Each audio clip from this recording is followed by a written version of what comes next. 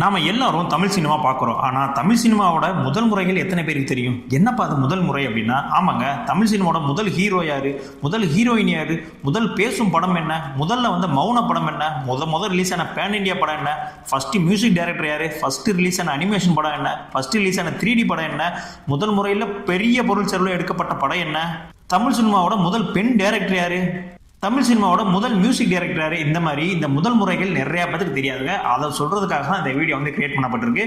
So இந்த video ஃபர்ஸ்ட்லேருந்து last வரைக்கும் பாருங்க, ரொம்ப இன்ட்ரெஸ்டிங்காக போகும். உங்களுக்கு தெரியாத பல விஷயங்கள் கண்டிப்பாக இந்த வீடியோ மூலமா நீங்கள் தெரிஞ்சுப்பீங்க. இப்போ தமிழ் சினிமாவுடைய முதல் படம் என்ன அப்படின்றத பார்க்க போகிறோம். 1918 நடராஜ முதலியார் அவருடைய டைரக்ஷனில் ரிலீஸ் ஆன கீசக பதம் அப்படின்ற படம் தான் தமிழ் சினிமாவுடைய முதல் படம். ஆனால் இந்த படம் பார்த்தீங்கன்னா ஒரு மௌன படமாக தான் வந்துச்சு. அதாவது இந்த பாடல்கள் டைலாக்ஸ் எதுவுமே இருக்காது, ஜஸ்ட் மௌனமாக தான், அதாவது இந்த சார்லி சாப்ளின்லாம் இருக்கலாம். ஸோ அந்த மாதிரியான ஒரு ஜானரில் எடுக்கப்பட்ட படம். இதுதான் தமிழ் சினிமாவுடைய முதல் படம். ரெண்டாவது, சவுத் இந்தியாவோட முதல் சினிமா ஸ்டுடியோ யார் ஆரம்பிச்சாங்க அப்படின்னு தெரியுமா? அதுவும் நம்ம நடராஜ முதலியார் தான். இவர் பார்த்தீங்கன்னா ஒரு கார் வியாபாரம் பண்ணிட்டு இருக்காரு. ஸோ அதெல்லாம் மொத்தமாக வித்துட்டு அதன் மூலியமா கிடைச்ச பணத்துல தான் இந்த முதல்ல ஸ்டுடியோ அமைச்சாரு. அந்த ஸ்டுடியோ வேற பேர் என்ன அப்படின்னு பார்த்தீங்கன்னா இந்தியன் சினிமா ஸ்டுடியோ. ஸோ இவர் தான் முதல்ல சினிமா ஸ்டுடியோ ஸ்டார்ட் பண்ணாரு. சரிப்பா, மௌன படம் சொல்லிட்டு பேசும் படம்னு ஒன்று இருக்குல்ல, அது எப்பப்பா வந்துச்சு அப்படின்னு கேட்குறீங்களா? தமிழ் சினிமாவோட முதல் பேசும் படம் காளிதாஸ். இந்த படம் 1931 ரிலீஸ் ஆச்சு. இந்த படம் தான் கிட்டத்தட்ட 1000 நாட்கள் மேலாம் ஓடி இருக்கு அப்படின்ற மாதிரி எல்லாம் ரெக்கார்டு இந்த படம் தான் வச்சிருக்கு. அடுத்த தமிழ் சினிமாவோட முதல் நடிகர் நடிகைகள் யாரு அப்படின்னு கேட்டால், ஆக்சுவலாக உங்களுக்கே தெரியும், முதல் படம் கீசக பதம் அப்படின்ற மாதிரி சொல்லிட்டேன். ஸோ அதில் நடித்த ராஜ முதலியார் அண்ட் ஜீவரத்னம், இவங்க 2 பேர் தான் தமிழ் சினிமாவினுடைய முதல் நடிகர் அண்ட் நடிகைகள். அடுத்ததா தமிழ் சினிமாவுடைய ஃபர்ஸ்ட் ஏ சர்டிஃபிகேட் படம் எது அப்படின்னு பார்த்தீங்கன்னா, நம்மளுடைய எம்ஜிஆர் அவர்கள் நடித்த மர்மயோகி படம். இந்த படம் 1951 ரிலீஸ் பண்ணாங்க. இந்த படம் ஏ சர்டிஃபிகேட் தான் கொடுத்தாங்க. ஏன்னா இதில் ஹாரர் எலிமெண்ட்ஸ்லாம் இருக்கிறனால இதில் சின்ன பசங்க யாரும் பார்க்கக்கூடாது அப்படின்றதுக்காக இந்த படத்துக்கு ஏ சர்டிஃபிகேட் கொடுத்தாங்க. தமிழ் சினிமாவினுடைய முதல் ஏ சர்டிஃபிகேட் படம் நம்ம புரட்சி தலைவர் எம்ஜிஆர் அவர்களுடைய மர்மயோகி. அடுத்த தமிழ் சினிமாவுடைய ஃபர்ஸ்ட் பேன் இண்டியா படம் எது அப்படின்னு கேட்டீங்கன்னா சந்திரலேகா. இந்த சந்திரலேகா படம் பார்த்தீங்கன்னா 1948 ரிலீஸ் பண்ணாங்க.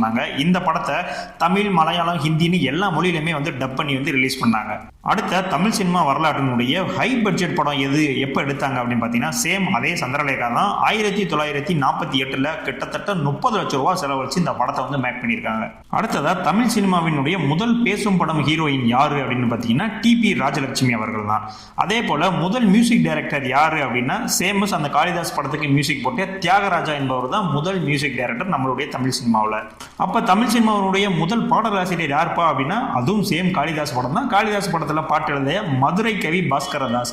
ஆக்சுவலாக இவர் கம்மியான படத்தை எழுதியிருக்காரு. இவருக்கு மேலேயும் நிறைய பேர் பாட்டு எழுதியிருக்காங்க. ஆனால் ஃபர்ஸ்ட் எழுதினது யாரு அப்படின்னு பார்த்தீங்கன்னா மதுரை கவி பாஸ்கரதாஸ் அவர்கள் தான்.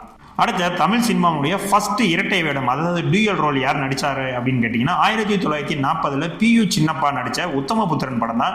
இந்த படத்துல PU சின்னப்பா அவர்கள் விக்ரம பாண்டியன், சொக்கநாத பாண்டியன் அப்படின்னு சொல்லிட்டு 2 கேரக்டர் மிரட்டி விட்டுருப்பாப்புல. அடுத்து தமிழ் சினிமாவினுடைய முதல் கலர் படம் எப்ப ரிலீஸ் ஆச்சு அப்படின்னு கேட்டீங்கன்னா 1956 அலிபாபாவும் 40 திருடரும். இந்த படம் தான் ஃபர்ஸ்ட் ரிலீஸ் ஆன முதல் கலர் படம். தலைமை எம்ஜிஆர் தான் இந்த படத்துல நடிச்சிருப்பாப்புல.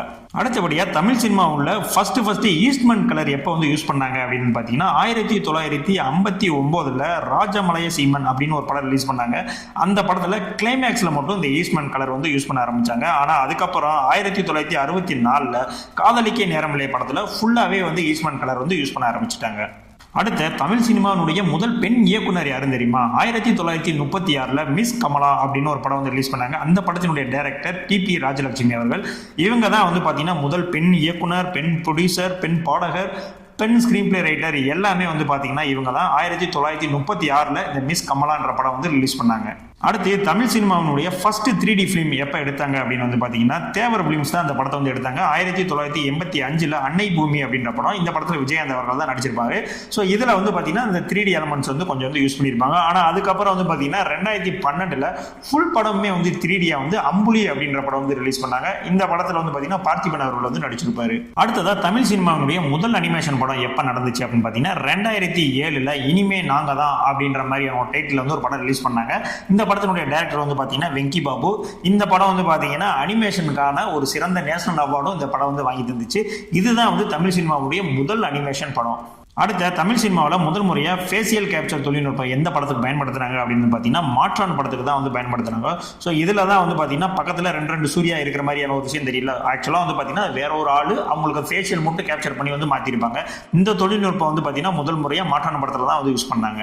அடுத்ததா தமிழ் சினிமாவில் முதல்ல போட்டோ ரியலிஸ்டிக் தொழில்நுட்பம் எப்போ யூஸ் பண்ணாங்க அப்படின்னு வந்து பார்த்தீங்கன்னா கோச்சடியான படத்துக்கு தான் வந்து ரிலீஸ் பண்ணாங்க.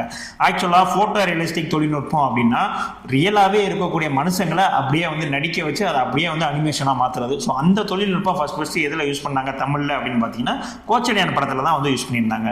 அடுத்து தமிழ் சினிமாவில் முதல் முறையாக ஃபாரினுக்கு போய் எடுக்கப்பட்ட படம் எது அப்படின்னு வந்து பார்த்தீங்கன்னா ஸ்ரீதர் டைரக்ஷனில் வெளியே வந்த சிவந்த மண் இந்த படம் தான். அதுக்கு முன்னாடிலாம் வந்து பார்த்தீங்கன்னா எல்லா படமே லோக்கல்லே வந்து ஷூட்டிங் பண்ணிட்டு இருப்பாங்க. முதல் முறையா இந்த படத்துக்கு தான் வந்து ஃபாரின்லாம் போய் வந்து ஷூட்டிங் நடத்தினாங்க.